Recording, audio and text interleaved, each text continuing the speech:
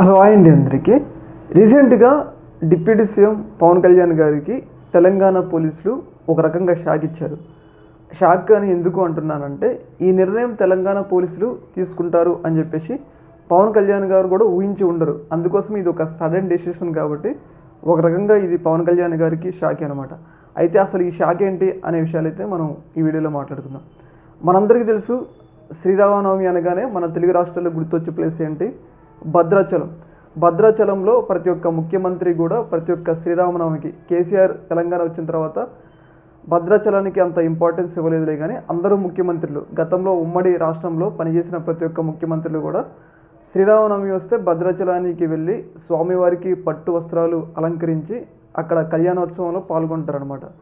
అయితే ఈ సందర్భంగా డిప్యూటీ సీఎం పవన్ కళ్యాణ్ గారు కూడా వెళ్ళాలి అని చెప్పేసి అనుకున్నారు శ్రీరాముల వారి కళ్యాణానికి భద్రాచలానికి. అయితే ఒక రకంగా తెలంగాణ పోలీసులు షాక్ ఇచ్చారు. ఎందుకు షాక్ ఇచ్చారు అంటే, ఒకవేళ పవన్ కళ్యాణ్ గారు భద్రాచలానికి వస్తే అక్కడ హ్యూజ్ క్లౌడ్ వస్తుంది. ఎందుకంటే అసలే అక్కడ రాముల వారి కళ్యాణం, ఎక్కడెక్కడి నుంచో భద్రాచలానికి భక్తులు పెద్ద ఎత్తున తరలి వస్తారు.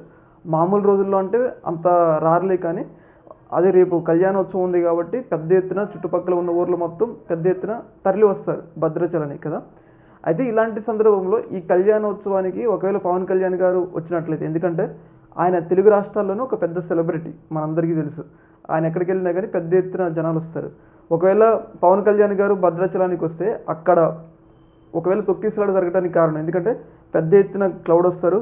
పైగా పవన్ కళ్యాణ్ గారికి అక్కడికి వచ్చినట్లయితే పవన్ కళ్యాణ్ గారిని చూడటానికి భక్తులు పెద్ద ఎత్తున ఎగబడతారు, అంటే అర్థమైంది కదా. అందుకోసం అని చెప్పేసి తొక్కిసలాట జరిగే ఇబ్బందులు ఉంటాయి కాబట్టి ఈ యొక్క పర్యటనకి మేము రక్షణ కల్పించలేము, అంటే భద్రత కల్పించలేము అని చెప్పేసి తెలంగాణ పోలీసులు పవన్ కళ్యాణ్ గారికి చెప్పడం జరిగింది. ఒక రకంగా ఈ పర్యటన మనం క్యాన్సిల్ అయిందని చెప్పుకోవచ్చు. అయితే ఇంకో కారణం ఏంటి అంటే, దీని మీద ఏమైనా రాజకీయ కారణాలు ఉన్నాయా అని కూడా అనుమానాలు అయితే వ్యక్తమవుతుంది. ఎందుకంటే రీసెంట్ డేస్లో ఆయన సనాతన ధర్మానికి ప్రతీకగా అని చెప్పేసి చెప్పుకుంటున్నారు కదా. ఒక రకంగా భద్రాచలానికి వెళ్తే అక్కడ తెలంగాణ ప్రభుత్వం ఉంది కాబట్టి, కాంగ్రెస్ ప్రభుత్వం ఉంది కాబట్టి దీనివల్ల ఏమైనా వాళ్ళకి ఏమైనా ఇబ్బంది అవుతుంది అనుకున్నారేమో. ఒక రకంగా ఆ రకంగా ఏమైనా సెక్యూరిటీ కల్పించలేకపోయారా అన్న ఒక వాదన కూడా వినిపిస్తూ ఉంది.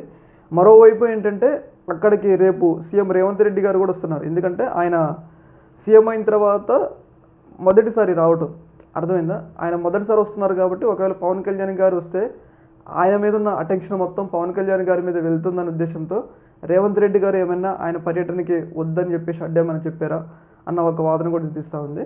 ఏదేమైనా కానీ ఒక రకంగా ఈ యొక్క ఇష్యూలో తెలంగాణ పోలీసులు, అది కూడా భద్రాచలం ఖమ్మం పోలీసులు పవన్ కళ్యాణ్ గారికి ఒక రకమైన షాక్ ఇచ్చారు అనటంలో ఎలాంటి సందేహం అయితే లేదు.